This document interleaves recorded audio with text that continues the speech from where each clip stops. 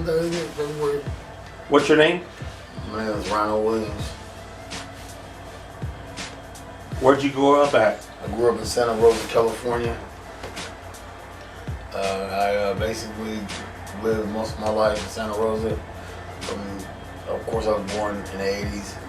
You know, September 1st, 1980. I lived in Santa Rosa until 89.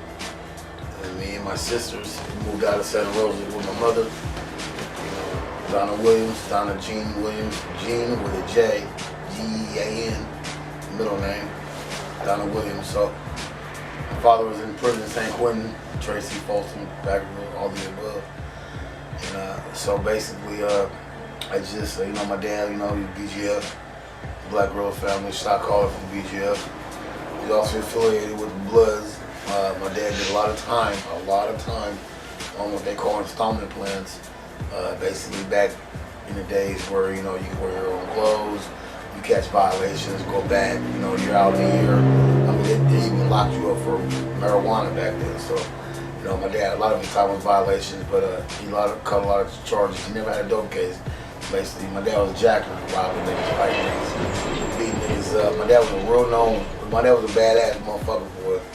You know, I ain't gonna front. He's a badass motherfucker, but grew up in East Side Daly City. He had a tattoo, ESDC, East Side Daly City. You know, growing up from the Mission District, 14th and Mission. You know, a lot of my dad's homies were Northerners, Mexicans back in the 80s, 70s. They were a lot of Mexicans. They ran Frisco. It's like they run LA. You know, so especially Northerners. Northerners always ran a lot of shit. And my dad, you know, he's black. My uncle Reggie the Ghost, they kind of fall behind northern structure with the flannels and the jiggies and all stuff like that. It's a different time then. So anyway, you know, I picked up a lot of style of my life. I didn't have to follow my dad's footsteps as far as robberies. I robbed people, I hurt people, I fought people, I jumped people, and all the time I asked myself, damn, it's crazy.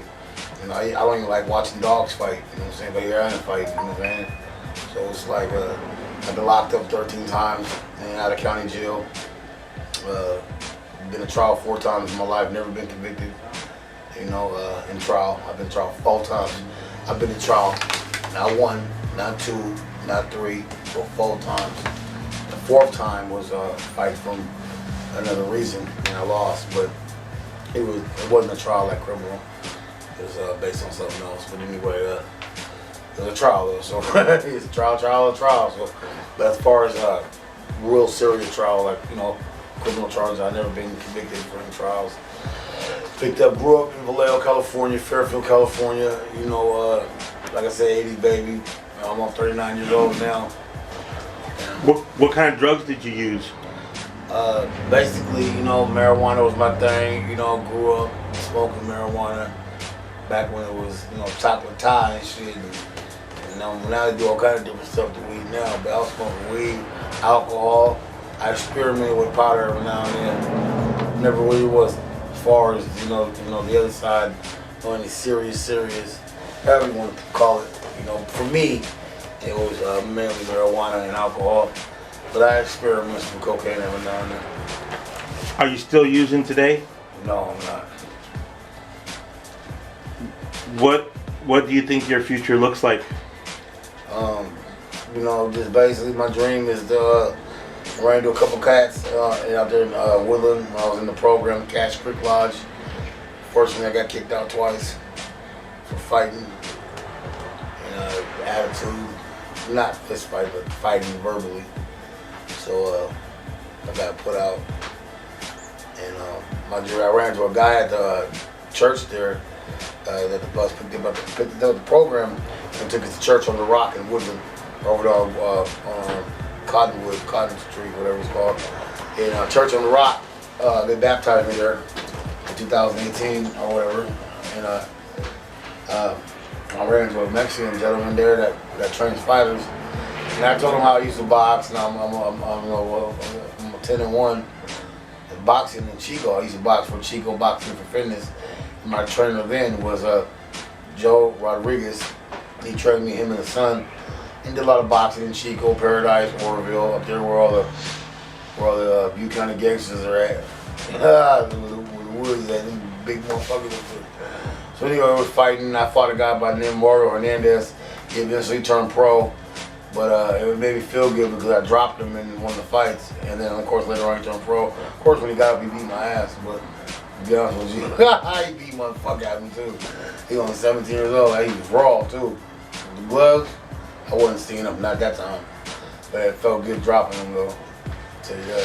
What plans do you have for? So my plans basically is, to help out in the boxing gym. A guy had indicated to me that, if I graduate from the program, to get in and help some of these young guys.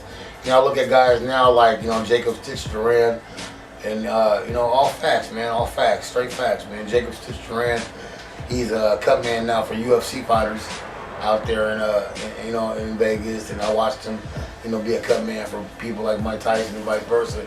He trained me before in boxing. He had a gym over here right off Airbase Parkway, like in the late 90s, like 95, 96. And he had a house on Candleberry Way. My grandmother's house was 2924 Candleberry Way. Jacob Duran stayed 4 houses down, and I used to play video games with his son, Jacob Jr. Now you see Jacob Stitch Duran. He's in Rocky movies. He's in Creed 2. He's in Creed 1. He's in the UFC fights and all that other time. So, and he's real famous. And as a matter of fact, in 2005, many years later, I'm walking on Bristol Lane out here. I moved from Vallejo back to Bristol, and I hear someone say, "Hey, Ronnie, what's going on, Ron? Hey, Ron, woo, yelling." And I'm like, I'm looking at a bunch of Samoans and Tongans upstairs, right? And they're all deep in the apartment. And they go, "Ronnie, what's up, man? It's Jacob." And I said, "Man, I don't know you." And he goes, "Ronnie, it's me, Jacob." And I'm looking, it was Jacob Jr. So Jacob Jr., man, and I go, "Oh, Jacob," I go, "What's going on, man?" I go, "Hey, man, I seen your dad on TV. He was behind Franz Bolton when he got knocked out by Tyson." He goes, "Oh, yeah." He was like, "Yeah, you ever watched UFC fights?" And at the time I didn't. I go, "No, I don't watch the UFC fights." So he was like, "Yeah, check out the UFC fights. You see my dad on there a lot." So he said, "I go, tell your dad I love him, man." But he trained me for a while, and he wanted me to fight. My dream was to fight. That was my dream, to fight. If you was to give advice to the older generation that are going through some of the similar situations, what would be the word that you would give them? To this new generation, I would basically say, do your program, listen to your mentor, listen to your coach, whatever you want to, however you want to look at it. Basically, don't look at it like, how can I put it, what I can understand. Don't look at it like nothing's being accomplished, because what you don't know is a lot's being accomplished. Can you share with me what you would tell the younger generation, the kids that are in their teens, the teenagers? Yeah, the teens, man, basically, same thing, don't be like the OGs, don't be like us, don't follow my foot. I'm almost 40 years old trying to go back to school to get my GED or high school diploma at the age of 40. And yes, it's never too late, but you're not promised tomorrow. I'm not guaranteed to make it to 39, 40 years old. You know what I'm saying? I could have, dropped out and died when I was 20. Unfortunately I made it this far. So I'm trying to graduate later on in life. But why wait?